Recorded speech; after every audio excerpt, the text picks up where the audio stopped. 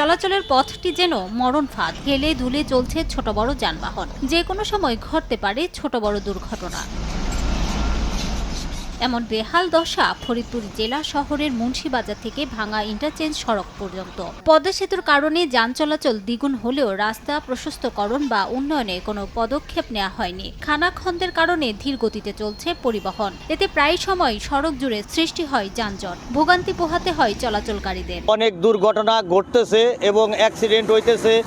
এতে মনে করেন সড়ক বিভাগ কোনো খেয়ালই করতেছে না। গর্ত হয়ে গেছে, মাঝে মাঝে দুর্ঘটনা ঘটে। এই দূরত্ব রাস্তাটা সারলে আমাকেও সুবিধা হয়। এই রাস্তা দিয়ে গেলে গাড়ির সবকিছু ভেঙে চুরে যায়, রাস্তা খারাপ, পদা গয়ে না, টিপ মারতে পারি না। রাস্তা গাড়ির চাক্কার ক্ষতি হয়, পাতি ভেঙে যায়, গ্লাস ভাঙে, যাত্রীরা ব্যথা পায়। মেরামত করে থেকে চলে যায়, আবার দুদিন পর যে যা তাই হয়ে যায়। হাইওয়ে পুলিশ বলছে, খানাখন্দের কারণে প্রায়ই ঘটছে ছোট বড় দুর্ঘটনা। অবশ্য মহাসড়কটি 4 লেনে প্রশস্ত করার আশ্বাস দিয়ে সড়ক ও জনপথ বিভাগ জানায়, জমি অধিগ্রহণের কাজ চলছে। অর্থ বছরে দুইটি পিএমপির মেজর এর মাধ্যমে টেন্ডার আহ্বান করা হয়েছে। তার মাধ্যমে আশা করছি যে রিপেয়ার কার্যক্রমের মাধ্যমে ঠিকাদার নিয়োগ হলে আমরা সড়কটি অপেক্ষাকৃত ভালো অবস্থায় নিয়ে আসতে পারব। ঢাকা বরিশাল মহাসড়কের ফরিদপুর থেকে ভাঙা পর্যন্ত 32 কিলোমিটার সড়কের বেশিরভাগ অংশই খানাখন্দে ভরা।